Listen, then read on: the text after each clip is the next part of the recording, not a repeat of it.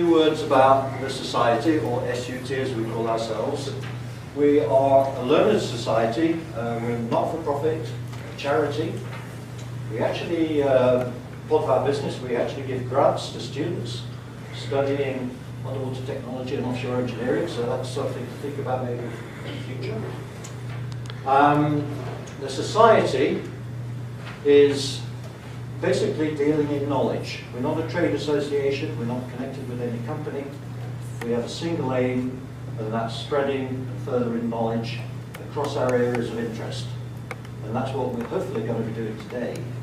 Underwater technology covers a whole range of different subjects, from oil and gas, from undersea mining, renewable energy, marine science, oceanography, all of these activities, and the society is interested. We try to get people together so they can disseminate knowledge between the different sectors and help each other. I'm sure you realise in the UK as a maritime nation, we're kind of surrounded by sea, as we found out last night, and something like that. Okay, that must have been a good one, I don't know. Remember that one. So. Something like 6% of the nation's what's called GDP, gross domestic product, comes from activities linked to the sea, which means that there are a lot of people working in careers that are connected with the oceans, okay, whether it's on the surface or underwater. And what we're going to do today is to give you a quick run through of 5 or 6 different activities to do with the ocean, to give you a taste. I don't know if anybody's thought of a career to do with underwater technology or oil and gas, but hopefully you'll learn a little bit more today. On the way out, past the table, you'll notice there's some information packs. You can go to our website and you can get careers information. The lucky people might be able to get a CD before they're all gone. We've also got a big box of briefcases I'm trying to get rid of. So please help yourselves, first come, first serve. Lots of stuff to take away. Postcards with, you know those kind of funny square barcodes that point camera at? What are they called? QR codes. That's it. They will take you to our website and you'll learn much more. Okay, so I want you to enjoy yourselves today but also listen and learn. We're very privileged. Our first speaker, Professor Rayner, who's one of the world's leading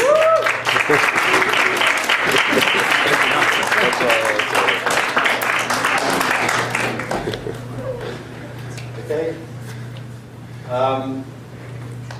He will introduce our session, and he's a very busy man, but he comes back every year because he says that this is the best day of his year, and I don't want you to spoil that place.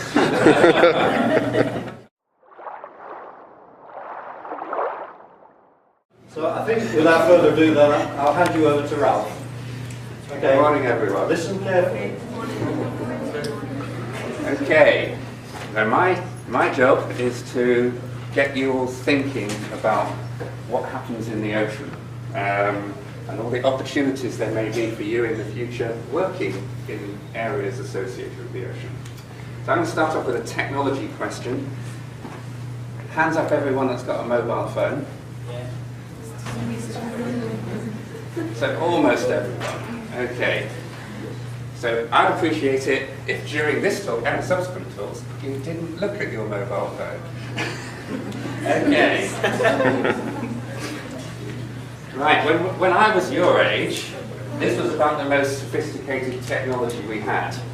A black and white television. Mobile phones hadn't even been thought of. When I first saw the very first mobile phone, it's something you could barely lift off the ground. It was about this big. So things have come a long way in technologies. So when I was your age, one of the things that not everyone even had a black and white television. So things were very different. But one of the things that inspired my generation was technology to work here. was watching the launch of the Apollo missions with the objective of putting a man on the moon, which at the time, and still is, was an enormous technological challenge. And that was an inspiration to a whole generation of people of your age at that time. A massive inspiration to seeing this technology come together to make it possible to put a man on the moon.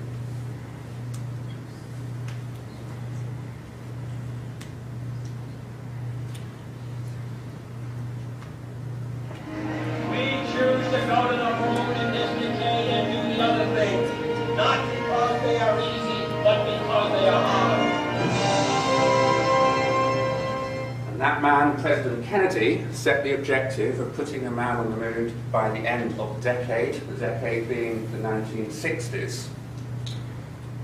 And with a great deal of effort,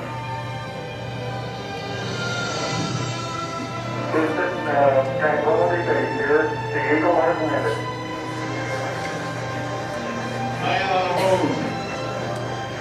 Yes. That's one small step for man, one giant leap for mankind. so by the end of the 1960s, the first two men had walked on the moon. An amazing technological achievement for its time. And here is one of those individuals on the lunar surface. Now, I like to keep you all awake by asking a few questions, and I have an added bonus to the questions that the first person that gets the right answer receives a £5 note. And so, without looking at your mobile phones, what was the name of the Apollo 11 landing site? Anyone know?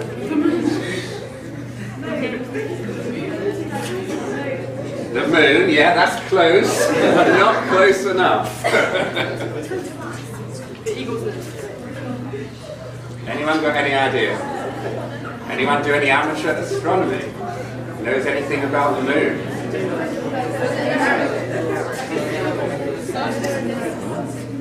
Oh well, that's saved me with the first £5 note. Okay, it was the Sea of Tranquility. Okay. Now the amazing thing, the Sea of Tranquility, of course, is not a sea. It's a pile of dust on the lunar surface, but the amazing thing about being on the moon is that we saw the real seas, the oceans and seas of the Earth, for the first time from another world. And so this iconic picture looking back to the Earth, which really should be called Planet Ocean rather than Planet Earth, the blue planet, this also changed our whole view of our planet. Because for the first time we saw it from afar as a small ocean-covered globe hanging in space. Meanwhile, back on Earth, there were also some very exciting things happening in the 1960s, and that was attempts to dive to the bottom of the deepest place in the world's ocean. This is a bathyscaphe called the Trieste, in which two people descended to the bottom of that deepest point in the ocean. And that location is in the Pacific Ocean, not far from the Philippines, and it's a trench called the Marianas Trench.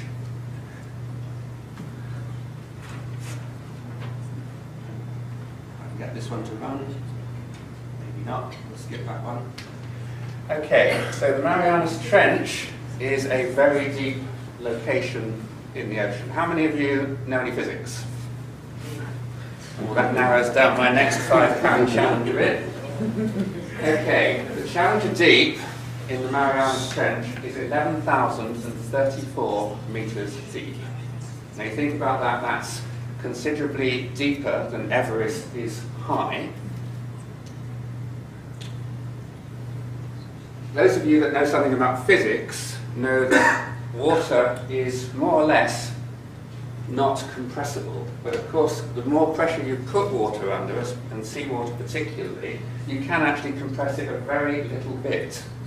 So how much deeper would the Marianas Trench or the Challenger Deep be if seawater was not compressible? And you can guess at this one if you can't think of any sensible answer. Any offers? One at a time, hands up, who wants to answer? See? So how much deeper? How much? Give me a number in meters. No, nothing like that. No, it wouldn't be the same. It would be different, but not very different. 300. One at a time, at the back there. I can't hear if you're all saying it at once. So in the middle there. No? 11,000. I don't know. I'm doing well on not giving money away here. At the back there. No? I want to know the difference, not the number, the difference. 3,000. 3,966.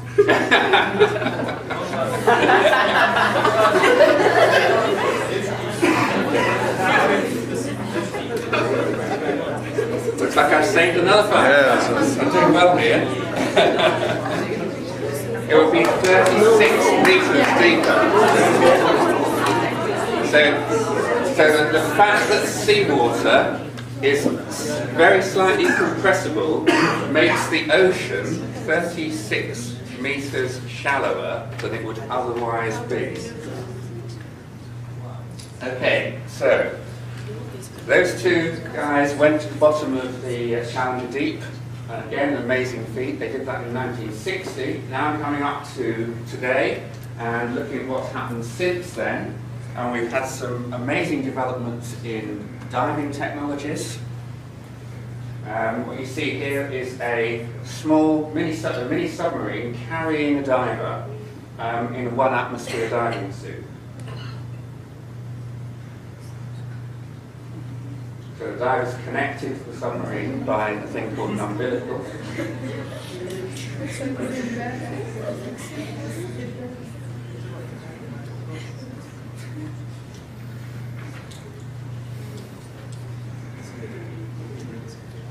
And here you see another piece of technology, a massive piece of engineering development. This is actually a production platform in the Gulf of Mexico. This is exploiting oil and gas resources below the seafloor, and you're going to hear more about that in a later talk.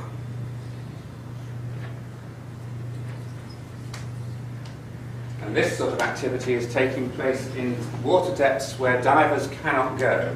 So if we're going to actually do things with all the engineering structures on the seafloor, maintain them, service them, repair them, configure them, we have to be able to access them, and we have to do that with robotic systems. So this is a thing called a remotely operated vehicle being launched from that same platform in the Gulf of Mexico. And this is basically a machine that's piloted from the surface by pilots, a bit like a computer game with joysticks, driving this undersea vehicle and using it to perform tasks on the seabed.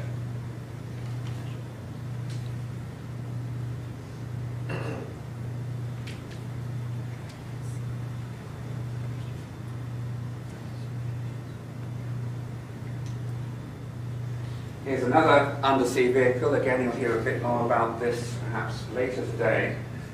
This is a small submarine called Alvin, and this is used for scientific research. It can't go as deep as the Trieste that I showed you earlier. It wouldn't be able to go to the bottom of the Marianas Trench, but it can work in the deep ocean, and it can take a small team down to the sea floor, down to about 5,000 meters water down. And it was Alvin that took part in the discovery of the wreck of the Titanic. So this is real footage of the Titanic taken from actually from a small remotely operated vehicle tethered to the Alvin submarine.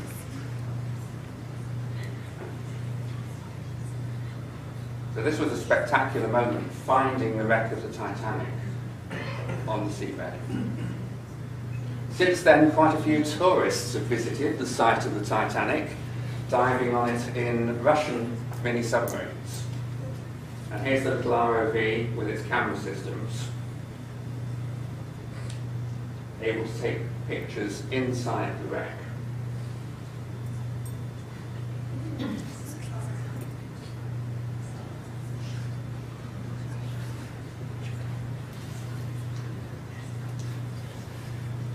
Alvin also made another very, very important scientific discovery.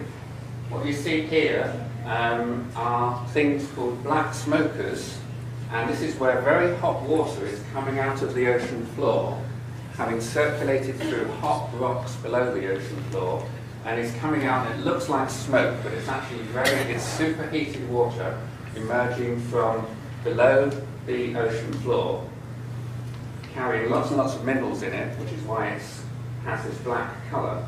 And the amazing thing when this was discovered is that in a very deep ocean, we're thousands of metres down here, we have all these biological communities, all these animals living surrounding these plumes of hot water emerging from the ocean floor. And this is a place where no sunlight ever reaches, so no plants here. This whole biological community is not dependent on sunlight. It's dependent on bacteria that actually digest minerals contained in these plumes of hot water. Now I'm going to quickly take us back into space, and this time looking at what we can do from space in terms of better understanding our own planet. And what you'll see here is an Ariane launcher. So this is the European Space Agency's launcher, launching an Earth observation satellite. Now we've come a long way in terms of what we can do from space since the moon landing. We can take pictures from much further away from satellites. So this is a picture again of our blue planet, but this time taken from Mars in 2003, and you can see the Earth and the moon. We've got even further than that. In 2006, a picture of the Earth taken from Saturn, so 800 million miles away, and again you can see that even from that distance the Earth is still a blue planet. But back down towards the Earth, what we've been able to do in particularly the last 20 years is to observe the oceans from satellites and use those observations to help us to better understand how the oceans work. And we can look at the temperature of the oceans, the circulation of the oceans, how salty they are, all of that from satellites in orbit around the planet. We also have some amazing technologies that have been developed to look at the internal structure of the ocean, to understand what happens below the ocean surface. Oops, I'll jump back on there, get that video to run. So this little clip here shows instruments being dropped from an aircraft. So this is an instrument package called Argo, and when this package hits the ocean surface, the parachute is detached, and the instrument descends down through the ocean.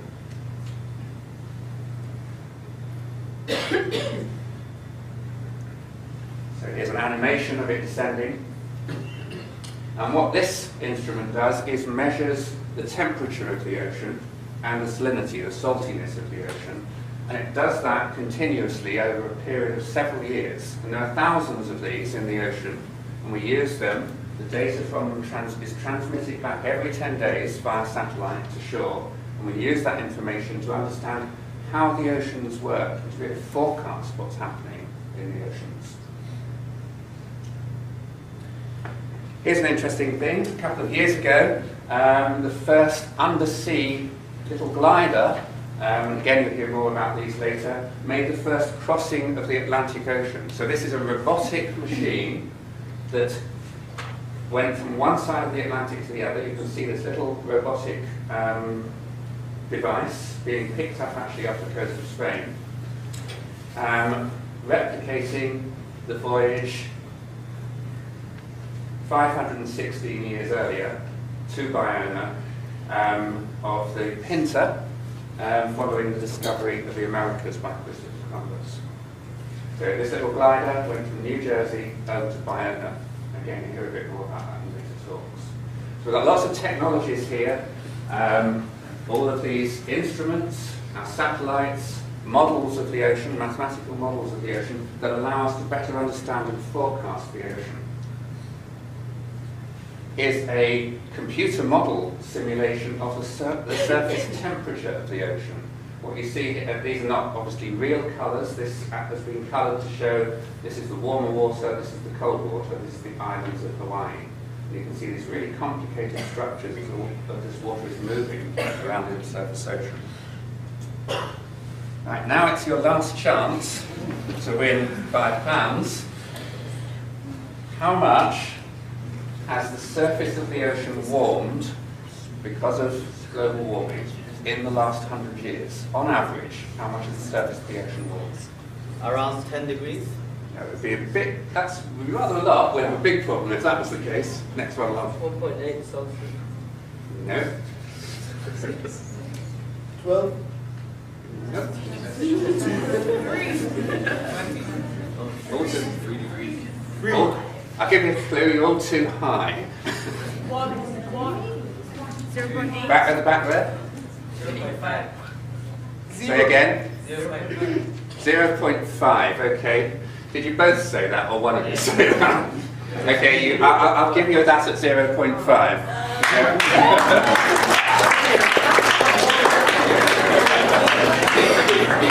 You have to come and collect it. I'm not delivering it.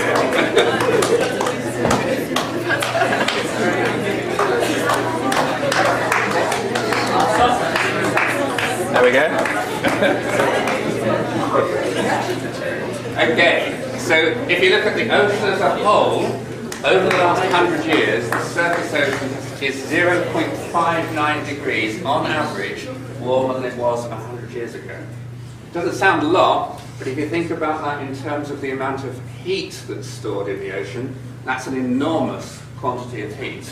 And of course that has an influence on our weather systems, on hurricanes, because a lot of our weather systems take their energy from the surface ocean. Okay, so I've got about minus a minute and a half to finish. So lots of opportunities for you in the world of underwater science and technology. And I'm just going to flash through 5 or 6 very quick examples in the last 60 seconds. This is a robotic fish.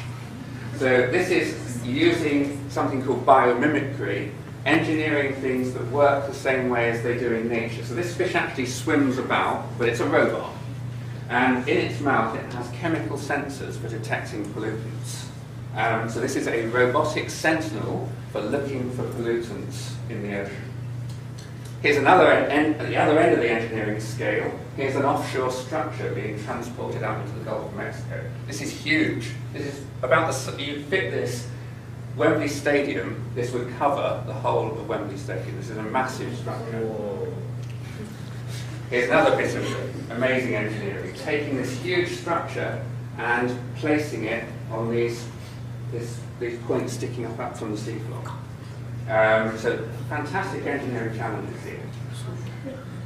Other thing you're going to hear about later today, renewable energy. This is to give you an idea of scale in renewable energy systems. You see these little people here and these massive turbine blades. Thousands of these turbines to be built and installed around the UK. Lots of careers and jobs associated with achieving that. Here's another renewable energy device. I'm not going to say much about it because I think you'll hear about it in a later talk, but this is actually using the motion of the water to generate electricity. So these turbines are lowered down into the water and the flows in and out of this lock in Northern Ireland turn these underwater windmills. Lots of career opportunities in scientific understanding of the oceans. Here's just one example, understanding sea ice coverage in the Arctic, We know it's changing. We're monitoring it from space and from the ground. Lots of opportunities, really exciting and very interesting areas of work here. And of course, as I mentioned earlier, the oceans drive our weather systems. Lots of opportunities in that area, in scientific understanding of weather and the ability to forecast the weather. Opportunities in fisheries and fisheries management. Most of our fisheries stocks, wild fisheries stocks, are under threat. We have to look at how we more effectively manage them. Protecting the environment of our oceans and seas.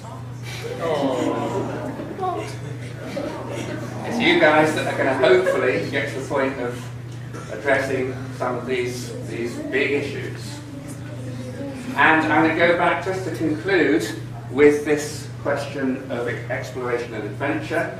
As I said, two people first went to the bottom of the Challenger Deep in the Marianas Trench in 1960, and they're the only two people to have done that until the 17th of March 2012, when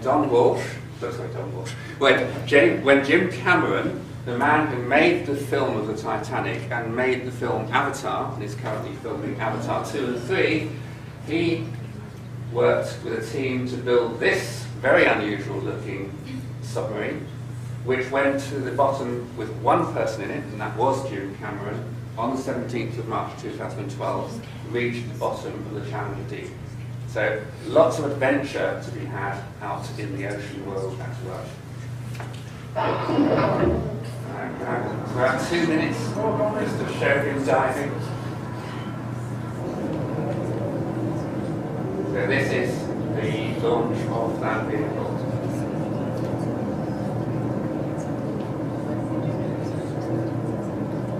And you're all going to see this because all of the footage that was taken from this vehicle in this dive is actually being used in Avatar 2.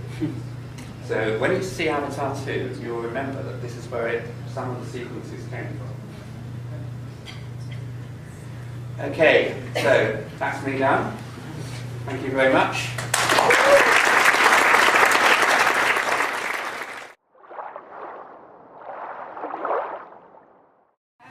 I'm basically here today to tell you about the different career opportunities that the engineering world can offer and what it's like to be a subsea engineer within BP.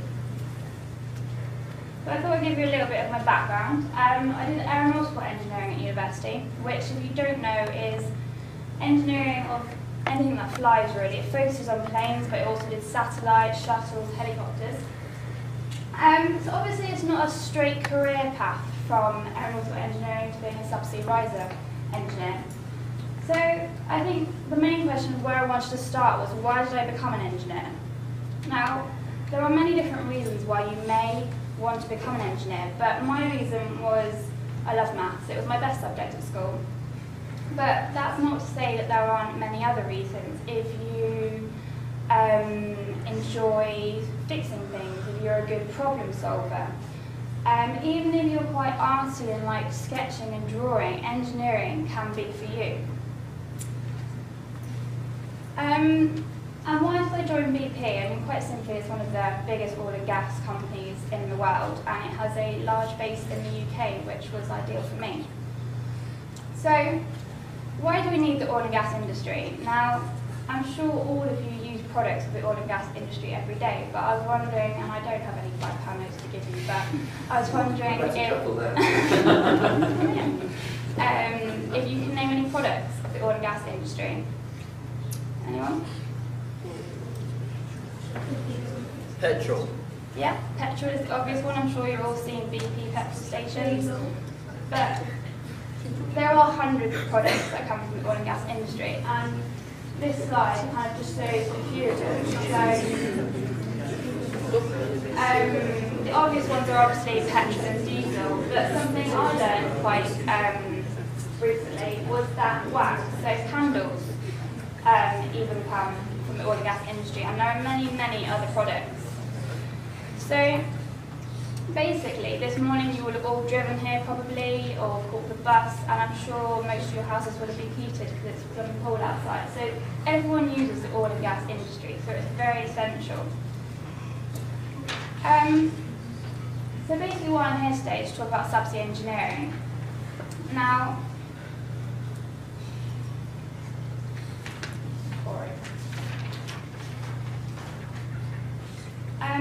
all of the oil and gas operations involve either onshore or offshore, and onshore is a lot bigger than offshore, but that doesn't mean that offshore isn't just as interesting, and in fact I personally find it a lot more interesting. So over the next 5 years, deep water projects are expected to grow by 35%, so this is going to pose new challenges. I mean that new technology is going to need to be developed, and that is where the likes of you and me are going to come in. So, as you can imagine, one of the biggest challenges, and you've seen in the previous presentation, is that these platforms are in the middle of the ocean. They could be hundreds of miles away from the nearest port. They are, as was said, as big as Wembley Stadium. It's how do you get them to that location?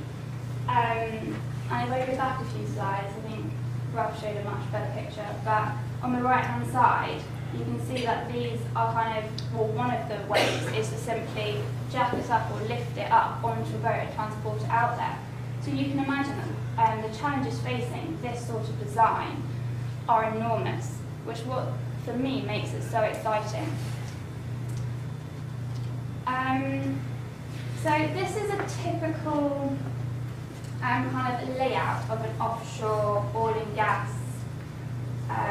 network of pipes and platforms, but albeit most subsea sites are different, they're not all like this. But this is of Magnus, which is in the North Sea, so I think it's northeast of the Shetland Isles in Scotland.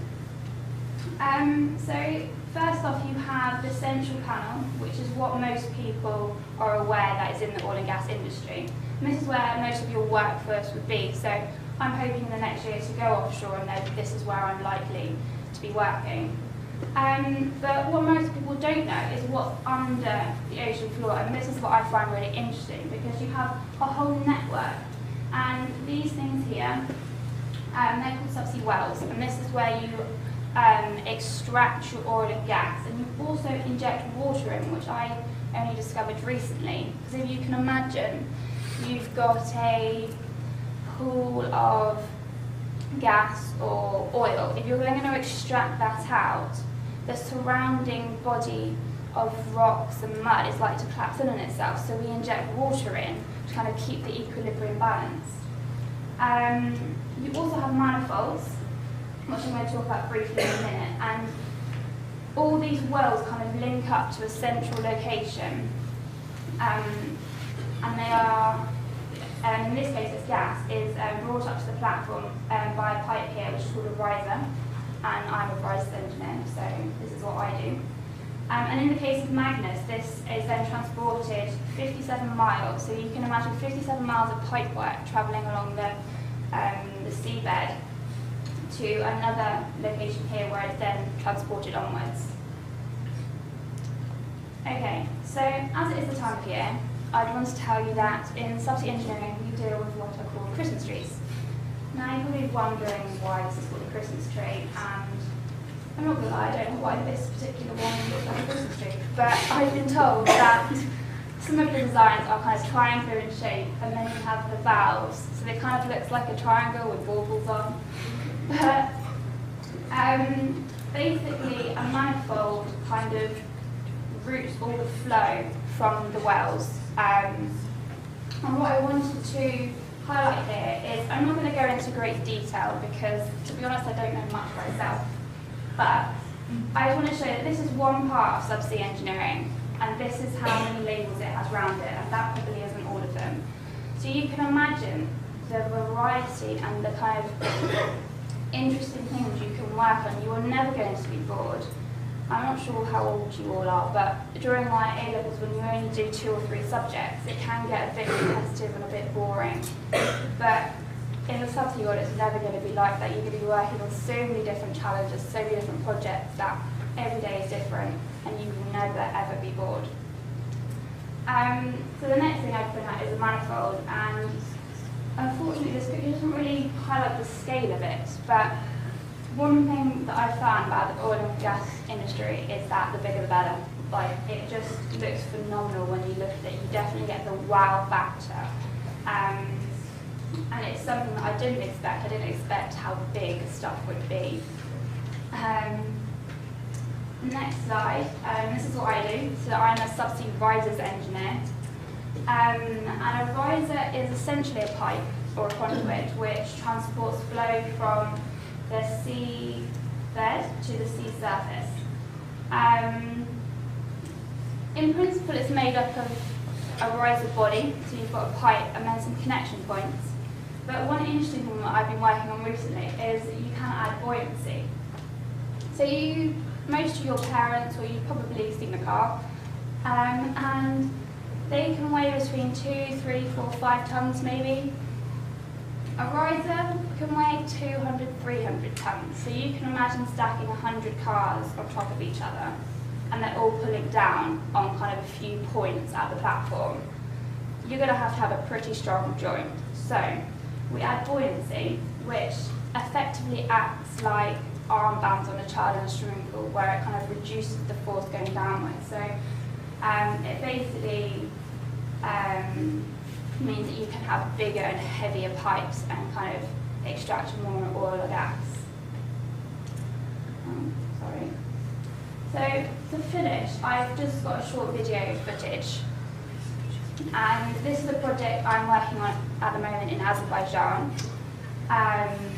It's a really awesome place. I haven't been there yet, but when I've talked to people who have been, it's a really pretty area.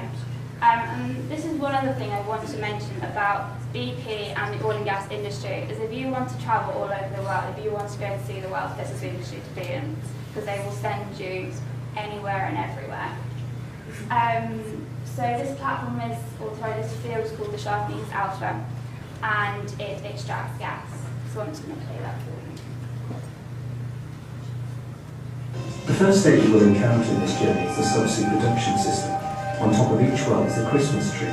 From here, the gas and condensate will travel along a rigid jumper spool to the manifold. From the manifold, it will continue along another rigid jumper spool to the flow line termination assembly, where it will begin its journey along the flow lines towards the top sides. From here, the gas must travel distances of up to 17 kilometres to the platform. This journey will see passing up and over cliff edges of the escarpment that runs along the length of the field, as well as negotiating a mud volcano, before reaching the base of the top sides, where it will pass through the subsea isolation valves.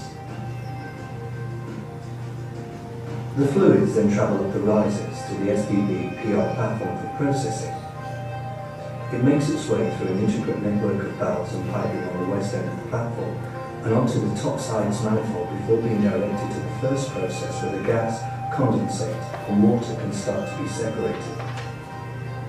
The high pressure separators divide the gas, condensate and water in huge tanks, allowing gravity to separate the three elements. The condensate and water sink to the bottom, and the gas is then taken off. The remaining fluids are then sent to the low pressure separators, where the process is repeated. The gas is then sent to the flash gas compressors. Here, the inlet scrubber knocks out any remaining liquid before entering the first stage compressor. The gas is then intercooled and fed into the second stage, where this last process is repeated. The remaining gas is sent to the export lines, which make their way down the jacket and onto the seabed.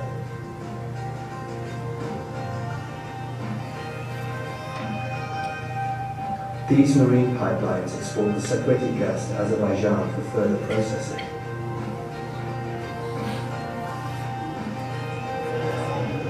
In all, it will be a 90-kilometre journey along the seabed to the shore. Okay, well, thank you for listening. And I thought I'd just kind of leave you with a couple of my personal favourite photos. So this one on the left. It's just kind of indicating the harsh environments that oil and gas industry has to deal with, or sorry, offshore oil and gas industry has to deal with. And then this one down here. Yeah, I think it always just looks funny to me, because you kind of think that it's kind of about kind of just falling to the ocean, but I've been told that this is when they were installing it, so it's meant to look like that. So yeah, I don't know if we have time for any questions, but... We can maybe do those at the end. Yeah. No? Okay, thank you.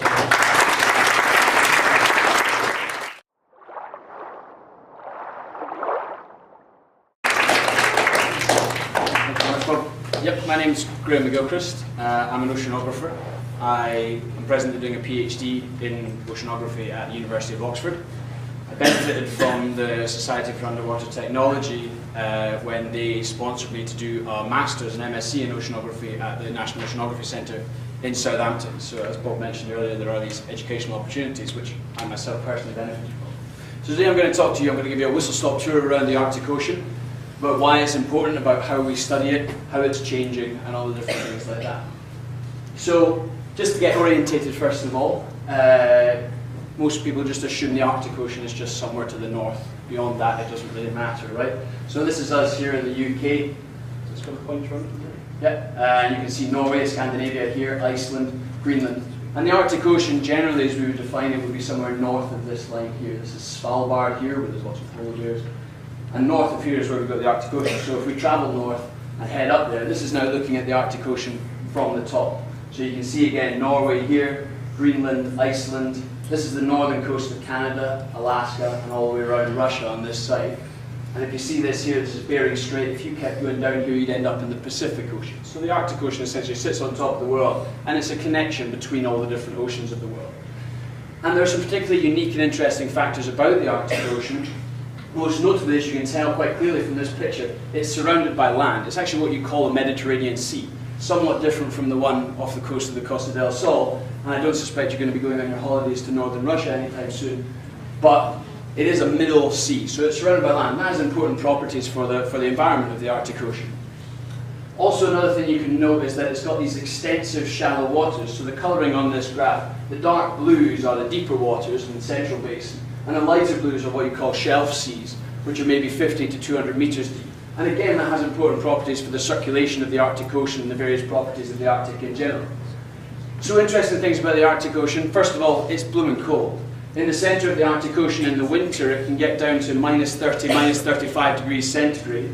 And over the Greenland ice sheet, it can get down to about minus 60. So pretty cold.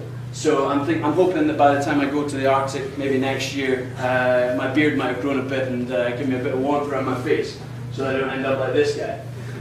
And another property of the fact that the atmosphere around the Arctic Ocean is so cold is the fact that the water in the Arctic Ocean actually freezes. So you have this covering of sea ice, as Ralph has already mentioned.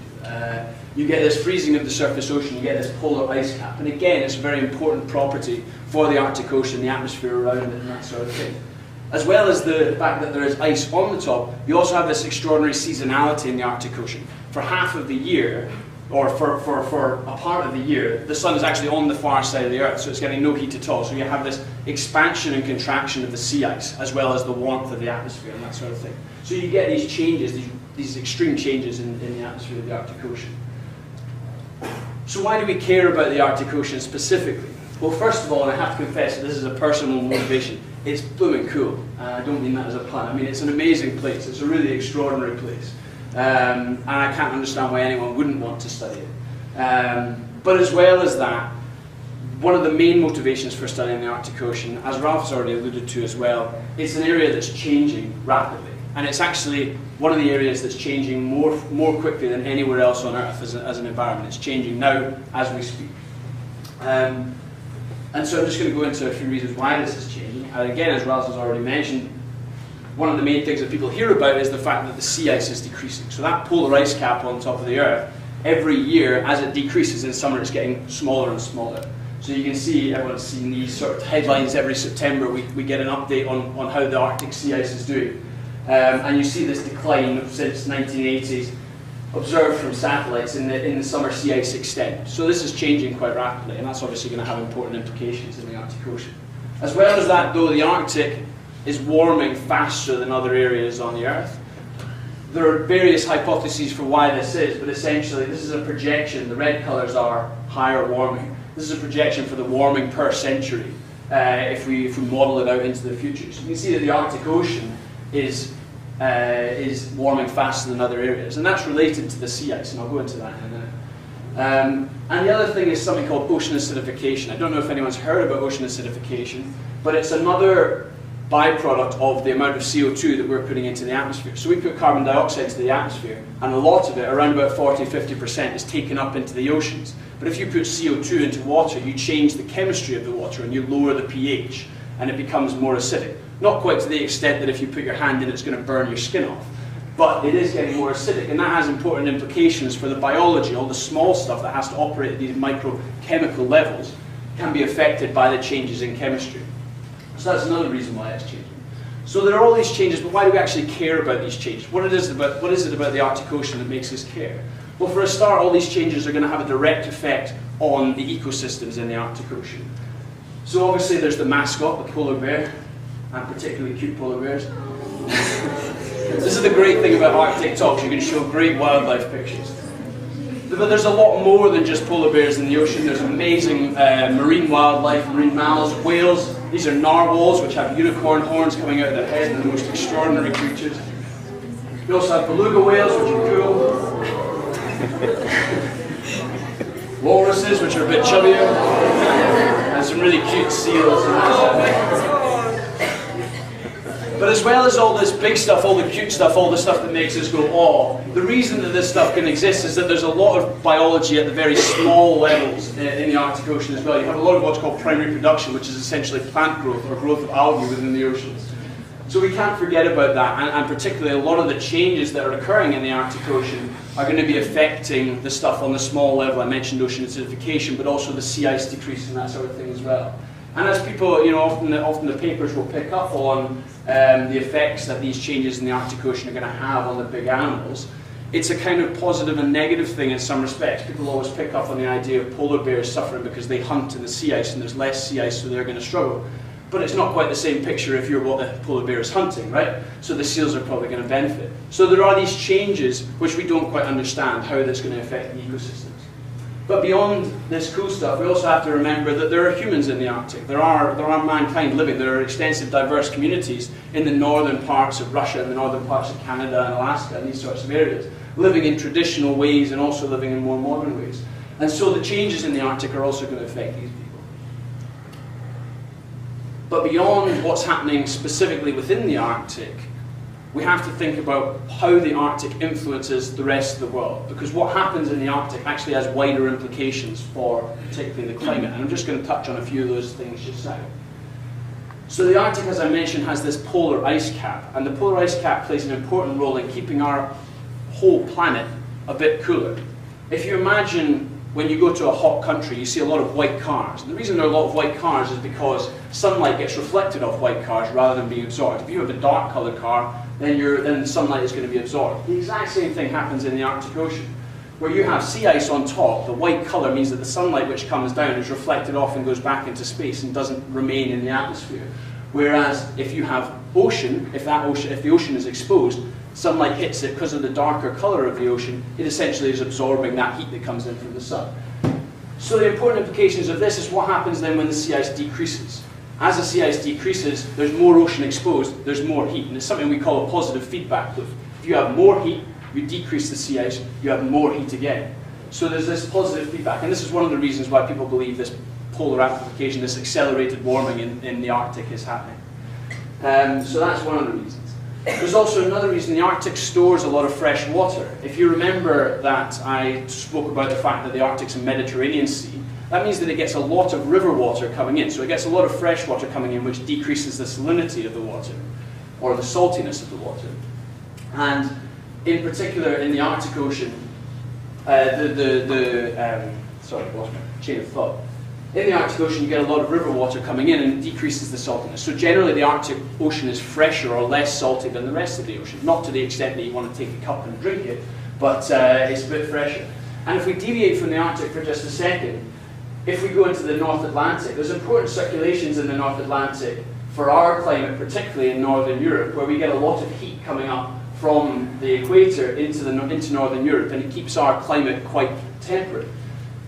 The strength and the functioning of this circulation is, to a large extent, or to some extent at least, controlled by the freshness or the saltiness of the water in the North Atlantic. So you can imagine if there are changes in the freshwater storage and release within the Arctic, as they come through this, which is the Canadian Arctic archipelago, and down into here, and also through France Strait and into these areas here, if that's changing the saltiness of the Arctic Ocean, that's going to have an effect, of the North Atlantic Ocean, that's going to have an effect on the circulation in our climate. So what's happening then when the sea ice changes and when the river, when there's more Arctic, when there's more freshwater released from the Arctic rivers? What's happening as these environments are changing for the North Atlantic circulation? A final thing that I want to mention is the fact that the Arctic Ocean plays an important role in this uptake of CO2. As I mentioned, the CO2 or the carbon dioxide that we put into the atmosphere, a lot of it's taken up by the ocean. And actually the Arctic plays a disproportionately important role. As a surface area, it only covers about 3% of the world ocean, but it takes up maybe about 10% of the total amount of CO2 that's taken up. So it plays a particularly important role. And the way that it does this, or the way that CO2 is taken up into the ocean, is through a combination of biological processes and physical processes, both things which are going to be affected by the changes that are occurring in the Arctic Ocean. So there's a potential for changes within this as well. So I'm just going to talk very briefly about how we actually study the Arctic Ocean, what we actually do, and some of this has already been touched on when we've talked about the technologies and various things in the previous two talks. So what we can first of all do is just go up there and look at it. And you get these big ships called icebreakers. This is the Canadian Coast Guard ship. And these icebreakers have these reinforced hulls, and essentially they smash into the ice and smash right through it. So you can get into these difficult environments and go out. And so you can actually go up on these ships and directly measure. You can drop things off the side, you can measure the temperature, you can measure the salinity, you can measure biological and chemical properties. So that's one way of doing it. There's other ways. But each one of these methods of measuring or of observing the Arctic Ocean has its advantages and disadvantages. And one of the disadvantages of this is it's very labor intensive. It's very difficult. It's very expensive. And so a lot of the time we want to actually, and particularly one of the issues is that it's difficult to get up there in winter. Even though these things are called icebreakers, they don't actually like to break the ice. If they had the choice, they would just sail through the ocean because it's very expensive to spend fuel, to use fuel to get through the ice. So there's difficulty in getting up there in the winter to measure this seasonal cycle, as I mentioned. So one thing that people do is they put moorings into the water. They actually drop weights down to the bottom of the floor. They have big long cables with various bits of equipment on it. And then they can leave that there for a year or 2 years, and it measures these same properties right the way throughout the year. So you get this time series of what's happening in the Arctic Ocean right through the winter.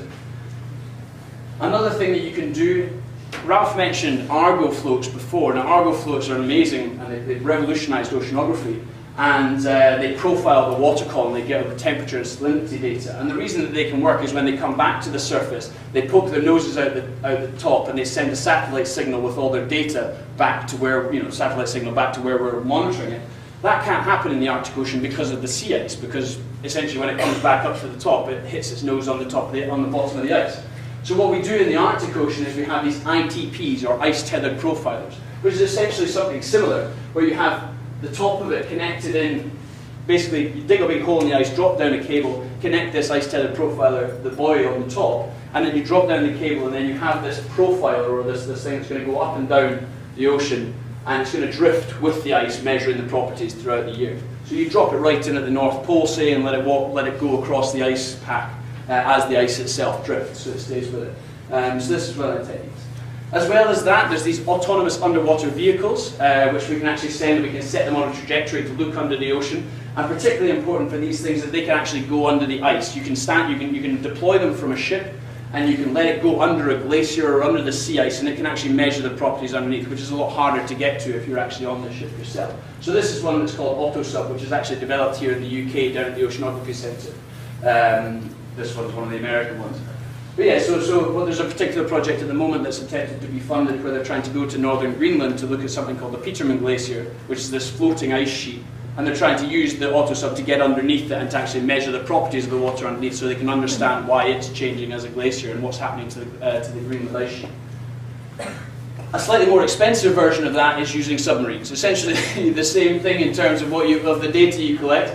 But there's a lot of, or there has traditionally been a lot of military operations underneath the Arctic, a lot of submarines, Russian and American submarines manoeuvring around each other. And they collect the salinity data, the temperature data, that sort of thing. And so some of that data is starting to become available, but as you can imagine, it's military, it's not exactly the easiest thing to get your hands on. So that's a possibility. Also, we don't actually have to be in the Arctic to observe it. As Ralph already mentioned, you can actually see it from satellites. So sea ice extent is a key measurement from the satellites. They actually take images and can see it. And this is a pretty cool website where you can go on this National Snow and Ice Data Center. It's run by the Americans. You can actually go on a day-to-day basis and see what the Arctic ice extent is. And the other thing, again, as Ralph already mentioned, is the fact that you have these computer models, which, for those things that we can't observe directly, we use mathematical models, physical models, to try and understand it. I'll just play this movie really quickly, if I can get it. If it's going to play. No, it's not going to play. Okay, so this would just move around a little bit.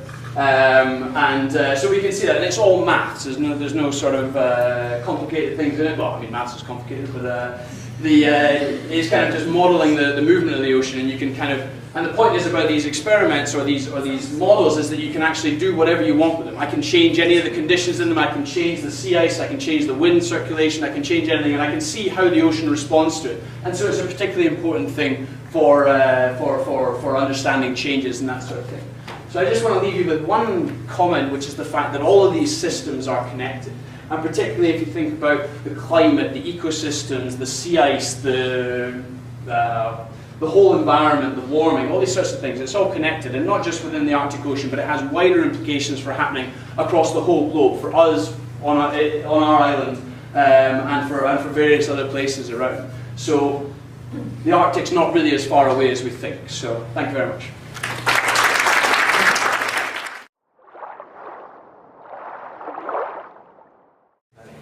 Thank you, Bob.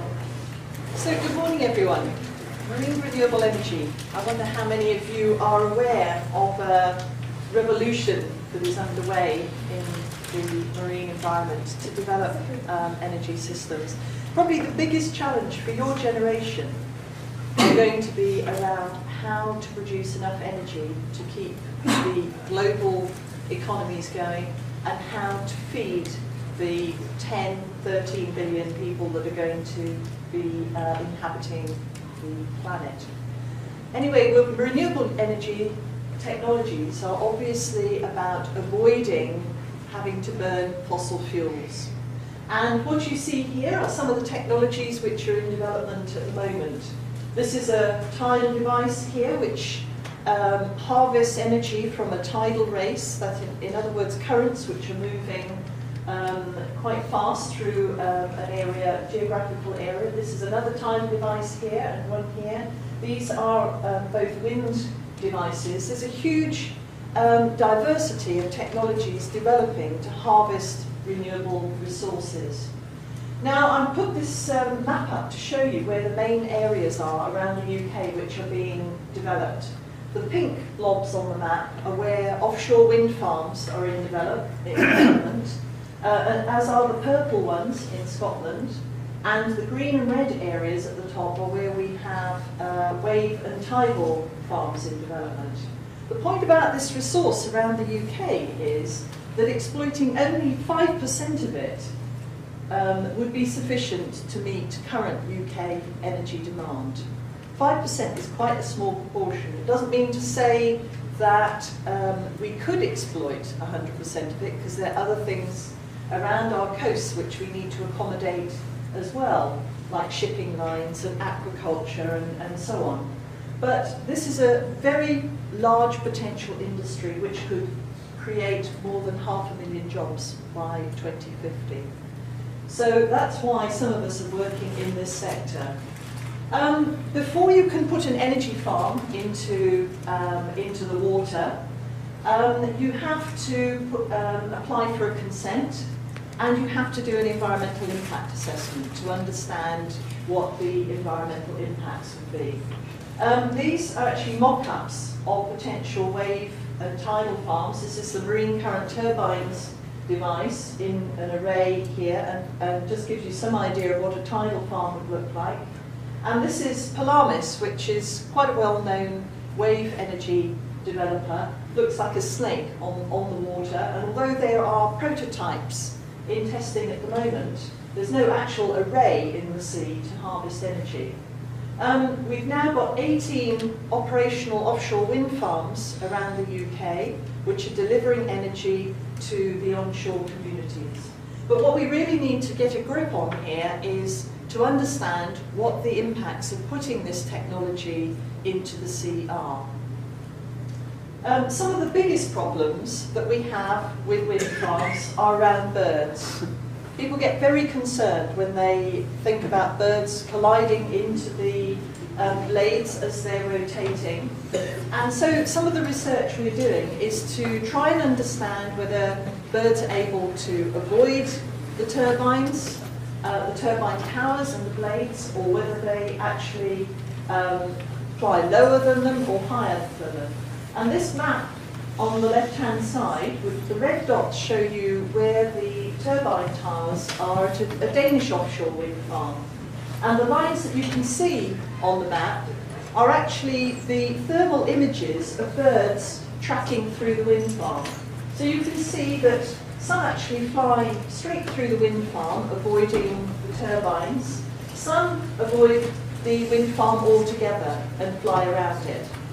So what we need is some evidence of whether birds are able to avoid wind farm towers and whether it's a problem for them.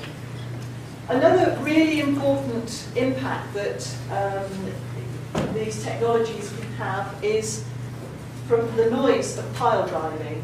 Most of the turbine towers in offshore wind farms are very large towers, up to about 15 metres in diameter. Some of the most recent designs actually are 5 megawatts, and the highest one is as high as the Needle in London. So when these very large towers are driven into the seabed, it makes the most unholy noise. And the problem with very, very loud noises is it can damage the eardrums of mammals and fish and birds, and it can also cause them all sorts of problems with their physiology in the long term. So what we're doing is developing really the equivalent of scarecrows for wind farms. So the idea being that you scare away all the animals, and you put in your pile driver, and what we know is that by doing that, as soon as the noise stops, all the animals move back into the area. They're already used in aquaculture in Scotland, in salmon cages, for example, seal scarers. And of course, the animals there have a very, very strong motivation because they want to get food from the aquaculture cages. But what we're trying to do is to develop a kind of toolbox of scarers which will enable us to protect animals during pile driving. We're also trying to encourage engineers to think about alternatives to pile driving. There's a whole lot of new foundations in development at the moment using suction devices and pin piles and things which avoid the pile driving altogether. Now, when you need to, when you're thinking about developing a tidal farm, the first thing you have to do is understand the currents in the area where you want to build your farm. And one of my colleagues, Paul Bell, has been developing a ship's radar, which is what this device is on top of this tower, to actually measure the currents in an area. It's a very cheap and easy way to do it. Most of the normal ways to find to measure currents at the moment involve deploying boats and putting kit into the water. So this is a very, very simple way of doing it. And you probably won't recognise this geography here very, very well, but, oh, sorry, no, that was not the right one. That one, yeah. This is actually the north coast of Scotland and an area where a tidal farm is in development. And this just shows that we can get the currents from this device for an area where a farm is planned. And then the tidal farm can be planned around understanding what that resource is. The problem with tidal devices underwater, again, is this one of collision risk. A lot of people are worried about whether harbour porpoises or seals or diving birds or fish like salmon or basking sharks, actually, when they are moving around under the water, collide with these devices. And this is one device, the Atlantis device, and this is a Delta Stream device, both slightly different designs.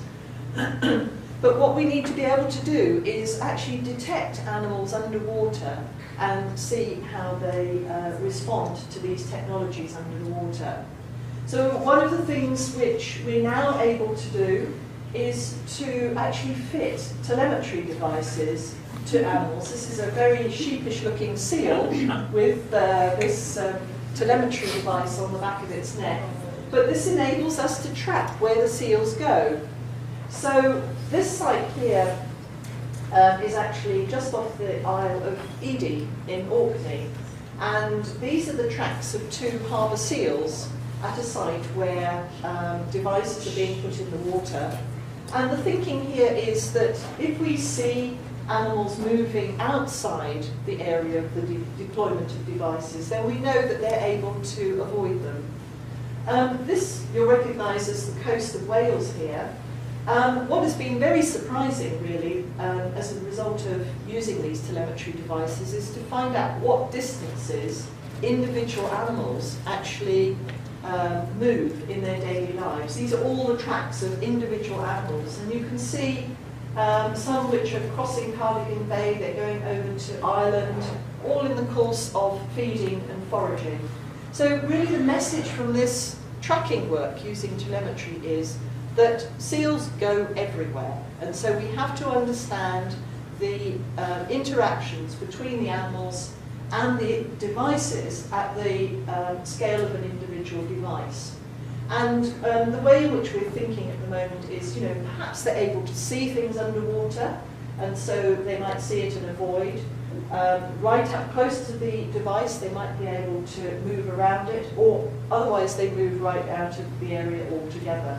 This becomes much more complicated, though, when you have more than one device.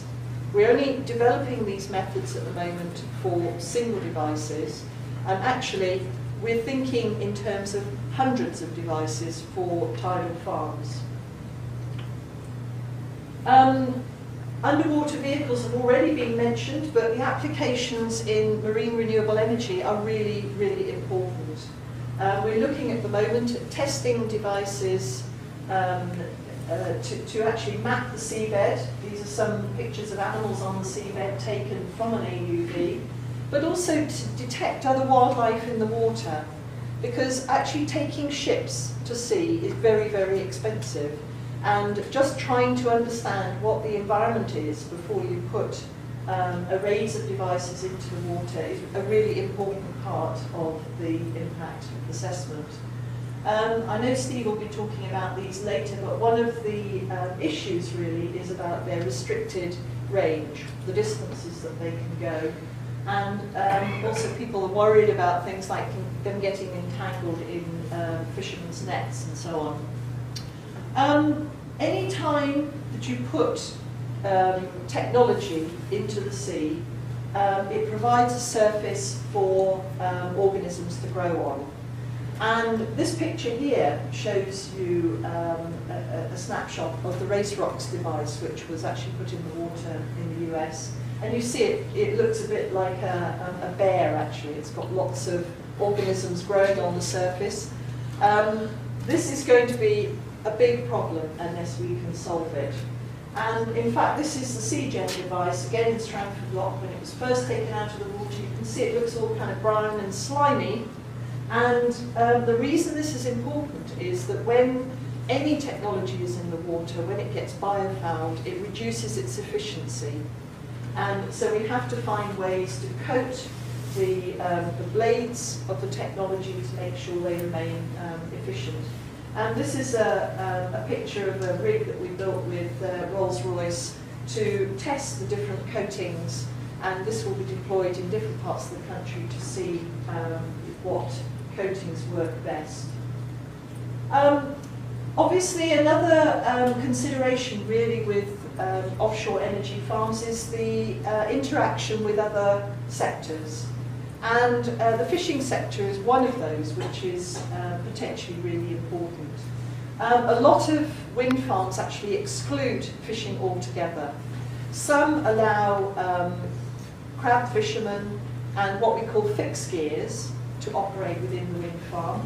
And what we're trying to do is to understand a little bit better about what the impact having a wind farm or a wave or tidal farm has on these important commercial species. Some people think actually keeping the fishermen out is a really good idea, as it gives the area of the seabed a chance to recover and the fisheries to recover. And then we have to sit down with the fishermen and talk to them about how we can actually compensate for their exclusion from an energy area. In the US, some of the fishing organisations are being very proactive and actually trying to buy up offshore wind sites and develop them in a way which are most advantageous for their members. So fish are important. Basking sharks have been a bit of a mystery because nobody really knew where they went. And now we're able to tag them and understand their movements, particularly in the winter when it has been a problem in the past.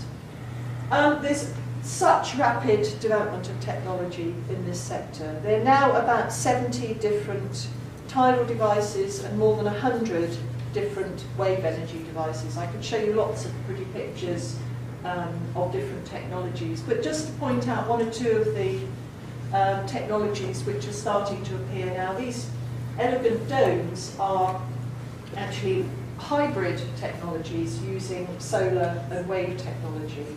And we're hoping to see some of these tested to find out if they work. Some people are thinking about offshore wind farms in terms of areas where we can also grow food. We can grow mussels and lobsters, and this is in fact a photobioreactor set up within a wind farm. One of the real problems obviously is to accommodate the movement of boats within the wind farm, hence the channels along here for allowing maintenance of the turbine towers. This is actually a novel technology developed by some colleagues at Plymouth Marine Laboratory called light pipes. The idea being to project light into the deeper waters to change the primary production as a way of generating energy. And this is a project which is only a concept project at the moment in Denmark, but one of the problems that people always talk about with offshore wind farms is, you know, what happens when the wind doesn't blow? And so we have to find ways to store the energy either close to the wind farm or within the wind farm, so that we can store energy which is generated and allow it to flow back into the grid after, you know, when it is needed. And this is a big storage lagoon near to a wind farm in Denmark, which some investors are trying to raise funds for. So this is an extremely exciting sector to be involved in at the moment. The big question for us actually is it going to happen in the UK? Because you know, it's very clear that there's a big drive towards developing fracking as a way of developing shale gas, and a lot of people are more keener about nuclear. But basically, your generation is going to have the challenge of developing low-carbon, renewable energy technologies to keep the planet running, because the oil and gas are not going to last forever. And we already know the damage that they are doing to planet ocean. Okay, thanks very much.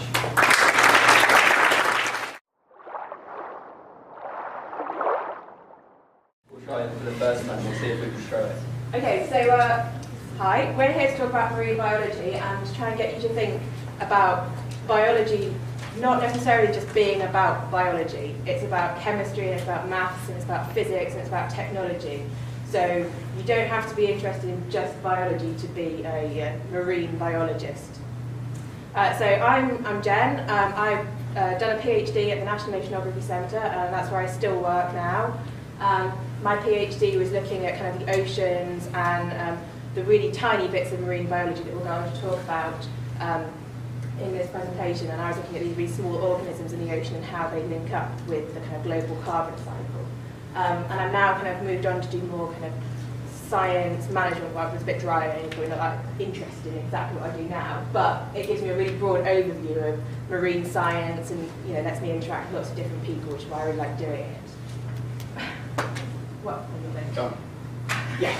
Okay, my name's Tom. I've just graduated from Southampton University, and I studied marine science, policy and law, and before that I studied ocean science. So I've kind of gone from studying very pure science to now more into the policy area, and what I'm working on at the moment is a project which looks at how scientists can communicate their findings better to policymakers and to the public and to industry.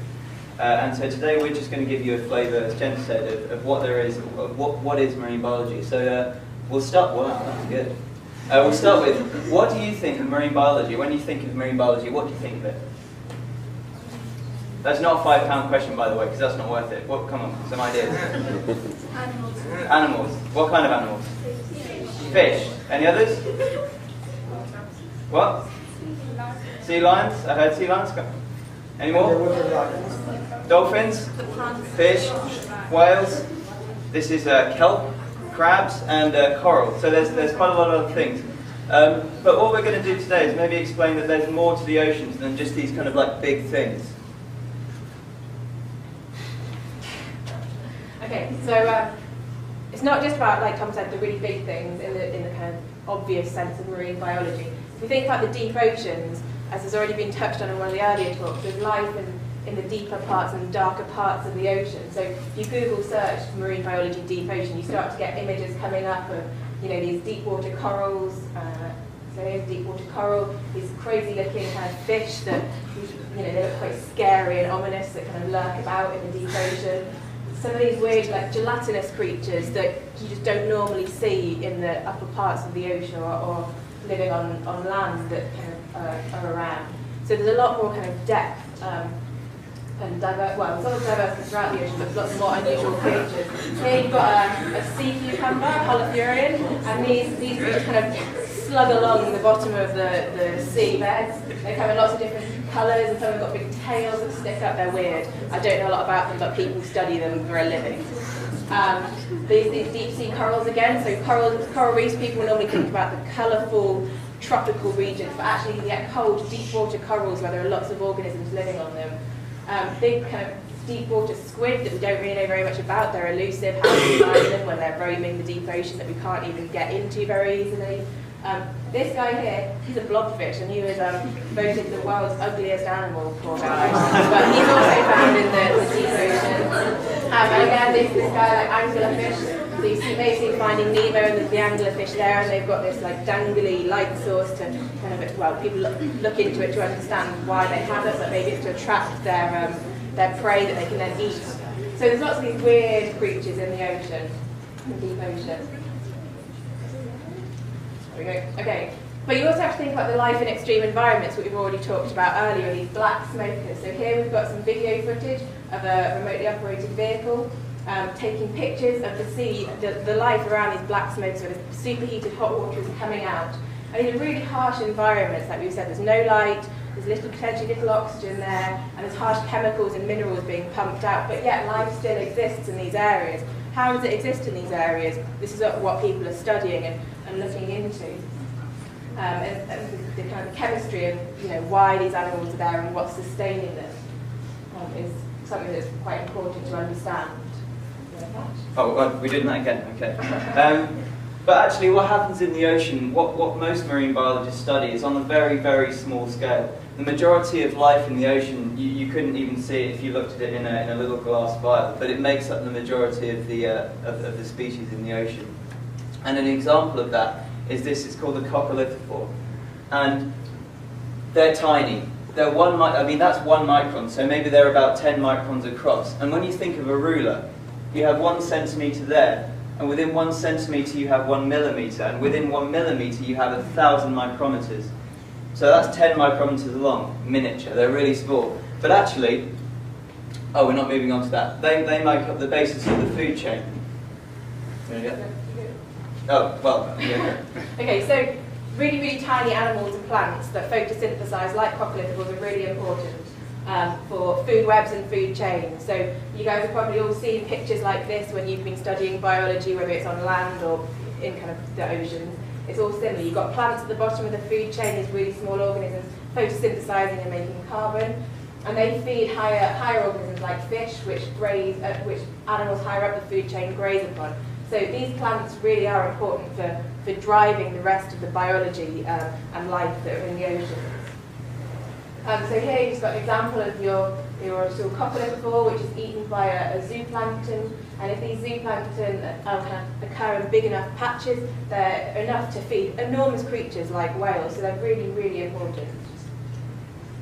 And although they're tiny, actually they can be seen from space. So when the conditions are right for them, and there's enough food, and there's enough light, and it's warm enough, they can all just grow, and their growing season really kicks off. Like spring on land, when all the trees bloom, it's a similar thing in the ocean. Spring in the ocean, you get these massive spring blooms of coccolithophores. And when we look at it from space, you can see all these swirly patterns where the water kind of becomes cloudy and greenish in colour because of all this plant life that's growing. And this is just one way of kind of observing marine biology using different bits of technology. So other ways, I'm going to talk now a little bit about how we go about measuring marine biology. We've kind of touched on the breadth of marine biology. It's not just about the whales. But now we're going to think about how we're going to apply technology and our knowledge of technology to make these measurements. So we already talked a little bit previously about having ships and getting up into kind of remote parts of the ocean. So we've got ice-breaking ships, and we've got other ships that just go out into the open ocean and kind of bob around or do transects, and people throw stuff off the sides of them to collect water or to make measurements. And so often you get to go out on a research cruise if you're lucky enough to be doing a PhD or research. And you can spend a few weeks out at sea taking measurements. You live on the ship surrounded by other crazy scientists like yourself if you're a scientist, and the ship's crew, and you're all kind of working together in a team to collect this information and data for whatever project it is you're working on. We deploy things like the ROVs, so these remotely operated vehicles we've already touched on. This is ISIS, which is a remotely operated vehicle based out of the National Oceanography Centre in Southampton, where I work. And this goes into the deepest parts of the ocean and take video footage and take samples. So you see it's got a grabbing hand to kind of deploy stuff and take samples. And we can measure the marine biology of the deep oceans as well by deploying nets. And these nets are kind of thrown off the back of the ship whilst they're still attached, and then pulled along the seabed. And any kind of organisms that are there on the seabed can be picked up in the nets. And they're kind of concentrated into these halls, and you empty them out into buckets. And here's a picture of kind of one of these trawls, and you can see all the different kind of creatures that have been picked up from the seabed, which marine biologists can then study. One of the things you've got to think about when you're recovering marine organisms from the deepest parts of the ocean is the differences in pressure. So in the deep ocean, you've got much higher pressure than you have at the surface. So when you're trying to pull up organisms that are maybe kind of gelatinous in their structure, and that they don't have any hard parts, changing the pressure from really high pressure to low pressure, that could potentially cause quite a lot of damage. So you've got to think to the organisms. So you've got to think about how you go about collecting these organisms so that they're not damaged and you can look at them and understand them. This is my friend Libby, who did a PhD with me, and she's very pleased with herself because she's got a rather large sea cucumber, which she went and looked at and got lots of information from. Other things we do are to deploy zooplankton nets. So these, again, they're kind of pulled along the ship, often in the surface parts of the ocean. And they, again, kind of filter lots of water and collect the organisms in a little kind of pot at the end of them, which you can then look at under a microscope and find out more about. But when you're doing stuff like this and you're trying to look at organisms in a volume of water, you've got to think about the volumes of water that you're collecting. So if you're deploying a net that's got a mouth this size, you're going to collect a much larger volume of water than something that's just got a mouth this size, but if you tow it for the same amount of time. So you've got to start thinking about the maths behind what you're trying to look at for the biology of it, and kind of take that into account. This is a CTD, so that it's an instrument which basically it's got these bottles around the edge, and these collect water, so it goes down through the water column and makes a profile of the conductivity and the temperature and the water depth. And that tells you things about the physics of the water, which is important for the biology. And taking water samples at different depths throughout the water column is really important, because you can look at how biology changes at the microscopic scales of biology changes throughout the water column. So you get the water from different depths and look at it under the microscope to see who's living at what depth and what they're doing. So that's a little bit about how we go about collecting it, and then I'll pass back over to Tom. Right. So Jen's talked to you a bit about the technology that we need to use to collect samples of marine biology in the deep ocean. But I'm going to talk to you a bit about the other sciences that we use in conjunction with marine biology. So although we look at plants and animals, where they live and how they live, we also need to have an understanding of how they exist in the environment. And for that we need to understand the chemistry of the environment and the physics of their environment. So I'll start off with a chemical equation. Anyone know what this is? Yeah? Yeah, really? Did that in first go? Photosynthesis. That's right, well done. Really impressive, actually. So this is probably the most important chemical reaction that exists in the world. It's the process that plants and tiny microscopic organisms use to convert sunlight and carbon dioxide, or they use carbon dioxide and they use sunlight to turn it into sugars and an organic matter. And as a byproduct, they produce oxygen, which is of course what we breathe and what we need to survive. And to do this process, as I say, they need sunlight, and they also require nutrients to drive this chemical reaction. So if these chemicals in the water are essential for plants, but also if they change the concentrations, they can have real big effects. And we heard before from Graeme about how ocean acidification is becoming a really big problem in the ocean. And to go back to our coccolithophore, which we talked about at the start, it's essentially made up of chalk. And if you increase the acidity in the water, what happens is the acid starts to eat away at the chalk-like structure of the shells of the organism. And as you can see here, it starts off at a low acidity with this perfect kind of structure.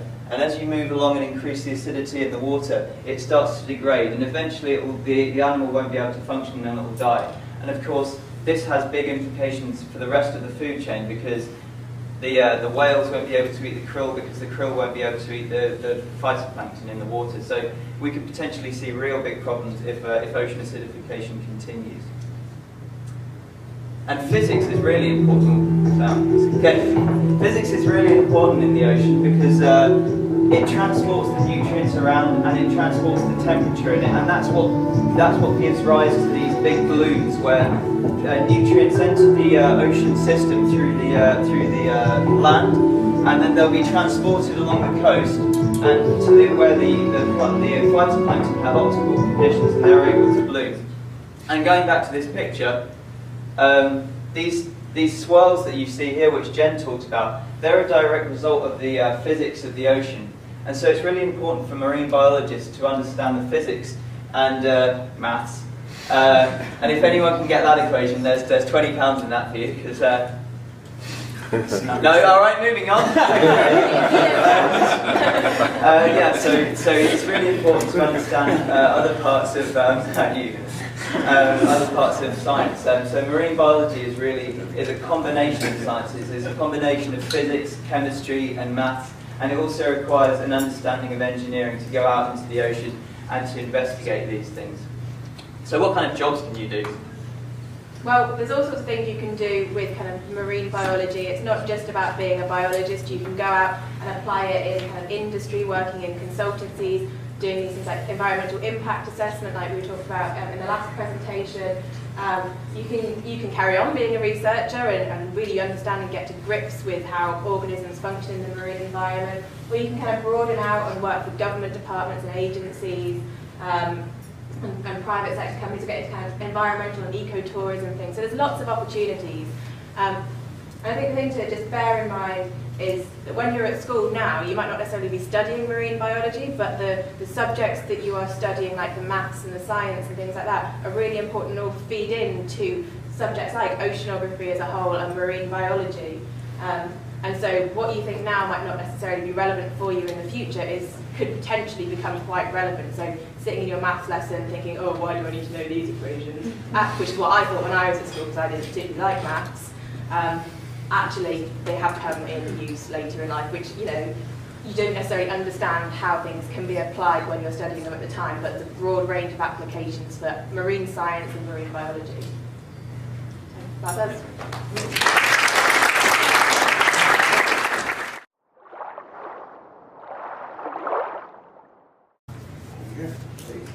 Thanks very much. So last but not least, as I think this is very much the future for a lot of the work people be doing in the marine world, is how we move away from the old way of doing things towards using robots of various types and flavours. So this is just a few weeks ago, we had our new research ship named in Southampton. Discovery, fantastic, new ship, state of the art. It does everything we could possibly want it to do. Wonderful thing. The trouble with them is very expensive. This ship cost many, many millions to build, and it costs about £30,000 a day to operate. And if you want to get out there and explore the global ocean and obtain all the data you need to find cheaper ways to obtain that work. So there she is, alongside, parked outside work. Yeah, you've got all of the essential features of an oceanographic research ship. The A-frame at the back, where we can lower and recover instruments. We've got big laboratory spaces on there. Fantastic ship. We'll spend usually 6 to 8 weeks away at a time. 28 to 30 scientists, about 20 crew. Goes all over the world. So wonderful ship, but you have to find ways to increase its capability. What I want to get that up to. And there are things you can do with remote operated vehicles. We've seen quite a lot of images today where you've had these kind of machines where like a pair of eyeballs and claws that you can operate at the end of a long tether from a research ship, and they give you a great deal of extra capability, particularly if you want to get down and look at the animals, or if you want to get down and explore wrecks or crashed aircraft, recover a black box, all of those kind of things. ROVs are fantastic. But they're not really robots, they're still operated by a human. In fact, if you like video games and all this kind of stuff, it's probably one of the best jobs in the world. Because you sort of sit there and sort of operate these things with your joystick all day long, looking for exciting new things to discover. Having said that, before everybody rushes off to train to be an ROV pilot, we do insist that the people who fly them are also the people who maintain them. So, if you want to be an ROV pilot, you're looking at, electrical engineering, mechanical engineering. It doesn't have to be a degree; it can be an apprenticeship type route. But it's quite an interesting route. It's one of the potential career pathways. Fly your own ROV. But there are limitations. You can't send ROVs that easily under ice, unless the ice come back and cut the tether. And our ships don't really like operating in ice much either. One of the earlier speakers was saying how the amount of fuel you use just trying to be able to crash your way through these ice sheets is phenomenally expensive work to send icebreakers up north or south and get that work. So how can we get down there without a ship? And going back to the period in the late 80s, early 90s when I first joined, this is the kind of artist's impression that was being put about, by we used to have an in-house artist in those days, and she was responding to what the oceanographers were saying they wanted to see. Could we have a robot one day that would be able to do this kind of thing? Basically, to go out, survey the ocean, transmit back the data without needing that expensive mothership. Can it be done? And likewise for getting underneath the ice caps. Is there a way of using a robot? And can you explore, can you map, take photographs of the shape of the seabed? So these are the kind of concepts we were looking at. They had wonderful names like Dolphin and Doggy. I think Dolphin was the Deep Ocean Long Path Hydrographic Instrument, and Doggy was Deep Ocean Geological and Geophysical Instrumented Explorer. All this. We're very good at acronyms in the marine world. But in the end, we decided to call it AutoSub, but I'll go on and show you AutoSub just after these. These are some of the various devices that people have come up with in different labs. And one of the pioneering vehicles was this thing called Theseus, which was deployed by the Canadians for leaving telephone cables around the edge of ice-covered parts of their country. It was very expensive to deploy telephone cable, from a ship, when you're trying to cut through ice. But if you could put a spool of fibre optic inside a robot and send it underneath the ice, deploy the cable on the seabed, it was a much cheaper way of doing it. And in fact, the vehicle has been used again now for laying cables underneath lakes in Canada at the moment. So it's still alive and well. Well, this was ours. This was AutoSub, the Mark 1 vehicle. The prototype was built in 1997, and it's powered by torch batteries, 3,600 D cells. It should have been black and yellow or black and gold or covered in pink fur, but trying to get it sponsored, but we didn't do that. And the original AutoSub, it was kind of a bit clunky, a bit simple, but it was mostly reliable. It works pretty well. We were able to put it into the ocean. It could go away for up to a week. It could do 1,000 kilometres, dive to 1,600 metres depth, and it had about 2 cubic metres of payload space on it. So there was a lot of room for putting scientific instruments and quite a lot of power on board to be able to go off and discover things. Didn't always go smoothly. One of the problems we always had with AutoSub was that it was such a big vehicle that operating on some ships we couldn't even store it inside to work on. But the picture in the bottom right is a frame grab from the first time we kind of temporarily misplaced AutoSub, sort of lost it, which is, it was in the Straits of Sicily between North Africa and Sicily, operating in terrain following mode when the prototype was first released. So it's just crawling along about 25 metres above the seabed, following the uphills and the downhills, trying to dodge wrecks and all this kind of stuff. And it started finding a hill, and it climbed the hill, and the hill got steeper, and it got steeper, and it got steeper, and eventually it ended up with a rocky ledge. There was an overhang. And AutoSub, which is quite capable of going backwards, had we thought about it to put in the software, but hadn't, just kept trying to headbutt the rock ledge until it eventually ran out of power.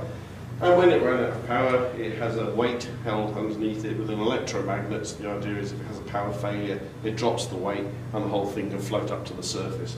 Because it was trapped underneath a rock ledge, it wouldn't come up. So after about 3 days, we realised we'd lost it. So I had to send the ship back to follow the track we expected AutoSub to sail along until it was found, still transmitting messages saying, trying my best to bash my way through this rock ledge. And we were able to send out a remote-operated vehicle and using its claw, grab it by the tail fin. As soon as it was clear, it was able to come up to the surface, except for the loss of a very damaged nose cone area. So following the lessons we learned from that, we were brave enough to send AutoSub down to the Antarctic and also to the waters of Greenland. So being powered by 3,600 torch batteries, we've never really had any problems with the cold. The thing was actually quite warm when you switched it on. You'd hear it humming and heat radiating off the deck. So it was actually quite nice putting it into that nice freezing cold Antarctic water because it removed any risk of overheating the thing. So off it would go, explore underneath the ice. The sharp-eyed among you might see we've actually got a weight underneath the nose on that shot. And something we discovered early on was that AutoSub couldn't dive at a steep enough angle to avoid crashing into the underside of some of the icebergs. So we used to hang a weight off the nose, held on with a strip of magnesium wire, and the salt water would dissolve the magnesium over about 30 minutes. So it could dive nice and steep with the weight holding it down, and then once the salt water had done its job and sort of burned through the magnesium ribbon, off would go the weight, and it would level out and carry on and do its mission. So it was just a way of helping us get it down to depth at a nice steep angle quite quickly. Here's a picture of AutoSub on the surface. The ice break was pulled along the side of it. It's moved that little film of ice across the top as it's nudged alongside, and the various antennae sort of protruding through the ice there. Giving quite a nice indication of how thin that little layer can sometimes be. Now, unfortunately, the AutoSub 2 is kind of a temporary resident of Antarctica. Although we thought it was extremely reliable and we did quite a lot of testing, it's currently parked 17 kilometres under the edge of the ice sheet, under about 200 metres of ice. But we're confident we're going to get it back one day because we know exactly where it is. And the ice is melting quite happily with global warming, so eventually the vehicle will reappear and be available for service again. But for the lessons we learned, we carried on and improved them all the time. This is the AutoSub 6000 model, which instead of being powered by torch batteries, is powered by lithium-ion batteries like you'd find in a mobile phone or a laptop. And this thing is rechargeable, and we're able to take it down to 6,000 meters. You're looking at about 4 miles straight down and 600 atmospheres pressure, and this thing can just go around mapping the shape of the seabed, taking photographs. Again, a lot of payload space on board, a lot of spare power, so you can fit it with quite a lot of additional instruments. The latest generation is our new one, AutoSub LR, which stands for long range. And the long range vehicle, it's a more streamlined body form than the earlier ones.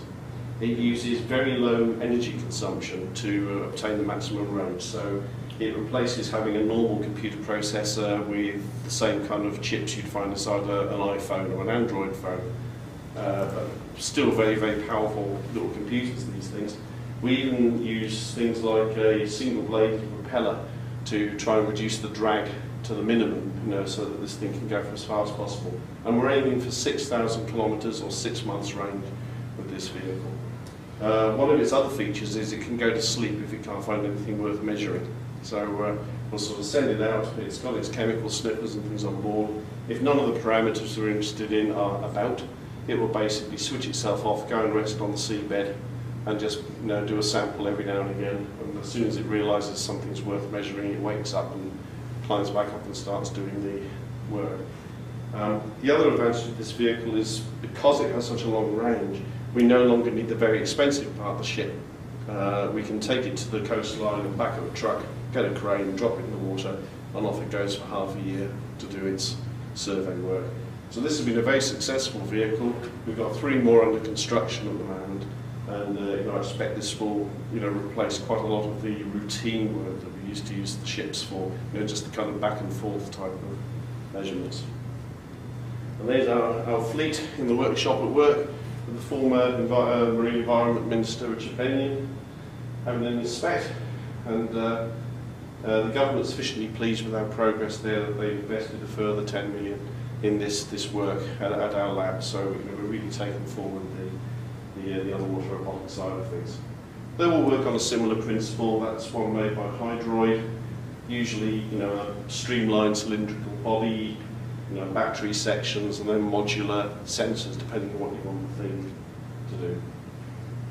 Now, if the auto subs are the kind of the large end of the robot world, the simplest and dumbest of them all are these things, Argo floats, which just drift. They're about this height, little cylinders.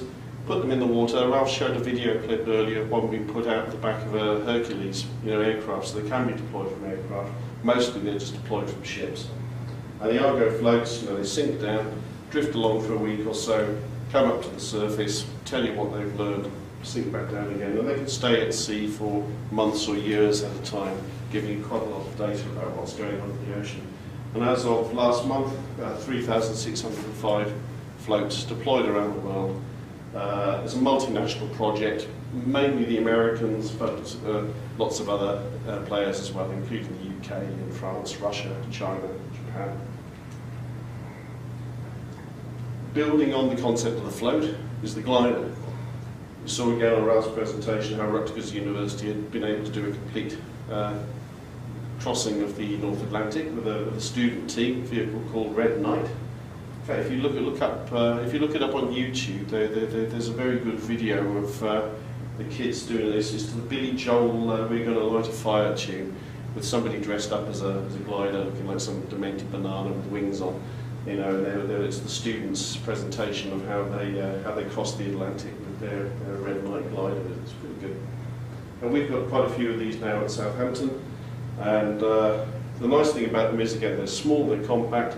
We can take them abroad. We can just deploy them off the back of a small, rigid inflatable boat, and we can fit them with different kinds of sensors to be able to discover quite a lot of parameters. When we're not sending robots under the ocean, we've got a new generation now of robot surface vehicles as well. This is one of the simplest ones, called Autonaut. It looks like a glorified canoe, but it's basically got a hydrofoil at the front and the back. and it uses the action of the waves to help drive it forward. And this thing again can go away for weeks or months at a time, gathering simple, straightforward data. You've got a bank of solar panels over the top to give it the electrical power it needs as well as its batteries, and it's able to give us quite a lot of information about what's going on in the top part of the ocean. It's quite a small thing, as you can see there. If you take off the foils and take out the batteries and things, and two men can easily carry it around. As well as that one, we're building this kind of catamaran design collaboration with some people down on the south coast, and whether or not it will actually be delivered with its own wind turbine as well. I'm thinking of how severe weather conditions can get when it's that low to the water. I'm not sure how long the spinning bit will last, but the rest of it, the solar panels, and that one's available with an auxiliary diesel engine as well, so that you can send it away for quite long trips all by itself. So we're moving on very much, especially with the auto sub-long range series, where we can just take them out and deploy them as we want, backed up by the autonomous surface vehicles to give us a great deal more information about what's going on in the ocean. Now, while we've been doing that, our friends in the military are also very much forging ahead with their use of underwater robots. Here is a Los Angeles class nuclear submarine. It's the mainstay of the US Navy fleet, gradually being replaced by the new Virginia class boats. But they're very, very vulnerable in tropical waters. These things were built to operate in the deep, dark waters of the North Atlantic and the Cold War, where it's quite hard to find a submarine. You start moving these things into, say, the Middle East or the Mediterranean, places where the water's nice and clear, they stand out like sore thumbs. They're very easy to find from above. They're kind of vulnerable. You don't really want to take them too close to the coast.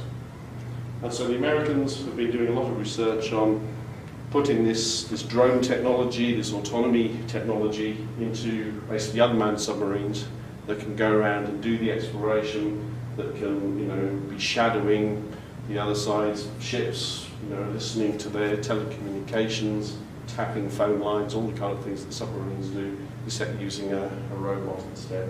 That was the Manta prototype. That's about a decade ago, so you can imagine how much further they've moved on in the last 10 years. This was the idea that the Naval Underwater Warfare Centre at Newport, Rhode Island were working towards, and this stuff is now well into the realms of secrecy, so you'll very rarely see any actual photographs of how advanced these vehicles are beginning to get. And as it moves on, and I know this excites a lot of the people I work with, what they'd really like to do is to start using these remote operated vehicles, the submarines, the robots, to be able to start exploring other worlds. Now, Jupiter's moon Europa is covered in ice, and we're pretty sure it's got a nice deep ocean underneath it. The discolorations on the icy surface and some other hints, we're pretty sure there's volcanic activity going on there as well. And on planet Earth, of course, the volcanic vents under the oceans are some of these hot spots of extreme and almost alien life forms existing without the need for sunlight.